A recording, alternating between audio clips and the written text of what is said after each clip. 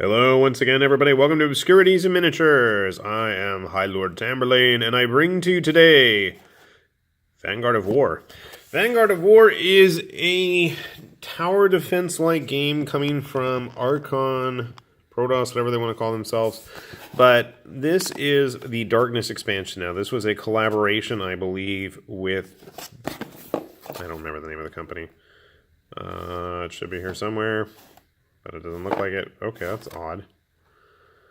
Okay, I'll shut up about that. Anyway, I thought this was supposed to be a collaboration with the guys that made Order of the Vampire Hunters, Darkgate Games, I believe. But if you haven't seen the figures for Vanguard of War, and if you're a miniatures connoisseur, and if you don't like to build this stuff, then I have a treat for you. Now, I grabbed all the cards and got them out of the way because I was going to film this.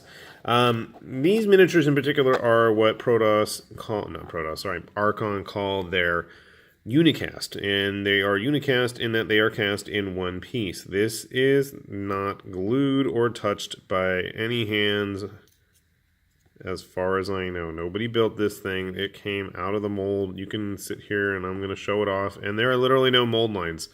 And it's just crazy the amount of detail that's on this thing. I mean, you can see all the individual skulls there on the ground. There's like hands sticking out. I mean, it's just, if you're a painter, I would love to see you paint these things. I've tried my hand at a couple pieces so far, but I'm too embarrassed to show them off yet.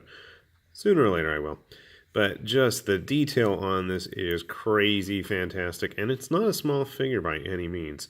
So if you get any of the expansions, one of these days I will do a review of the actual game and the Kickstarter exclusive stuff, because that's where the real fun is. The expansions are all pretty readily available online or directly through Archon, but most of the expansions, what you do is you have a big white sculpt, which is usually the boss monster, and then you have a smaller repeated sculpt, which are the minions, and you usually get 4 or 5 of the minions, I believe. Looks like 5, yeah. And the minions are no slouch when it comes to details either. And again, I haven't cleaned any of these. I mean, you can give them a quick brushing probably, but the detail is just crazy overwhelming. You can see just all the wires all over this guy, the ornate detail on his armor, the individual teeth, if I could get them in focus. There you go. The pieces of rubble on the ground. I mean, there's just a lot going on with these figures, and they are very, very well detailed. And they're pretty durable, too, as I flicked. I've dropped quite a few off the table at this point. I think the only breakage I've had on any figures that came from Vanguard of War were tiny little bits that snapped off when it was getting mailed to me in its giant coffin of bubble wrap. So, as I said, you get a bunch of cards for the game. We're not going to get into that, but we're going to look at just how well these figures stack up to other things on the market, okay? Because that's where the real fun is.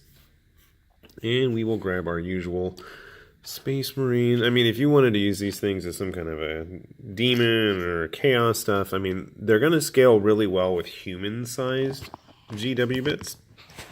And as I've always mentioned, you know, I'm a big fan of Xenos and alien races. So I don't think these would, you know, be terrible omissions if you wanted to include them in your game. Let's see if I can get... Oh, where's my Malifaux dude? Just so you guys can get a sense of scale here. Grab some of the other ones. Yeah, the only real downside is you only get one of the minion sculpts, whereas in the actual base game they had multiples on some of them. But again, really nice figures, really nice quality. Good size models. If you are familiar with their League of Ancient Defenders or Load game that Archon put out for their first release, they had similarly cast figures, but they were a little bit smaller except for their epic versions, and their epic versions are much bigger than this. I'll see if I can drag some of those out to show you guys.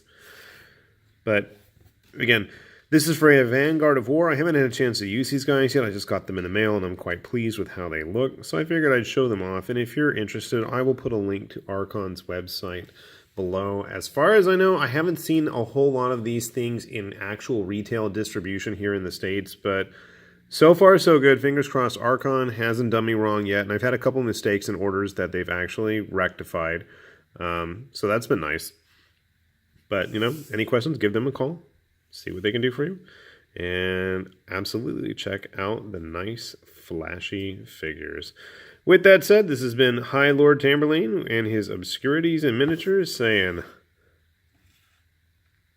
bye-bye.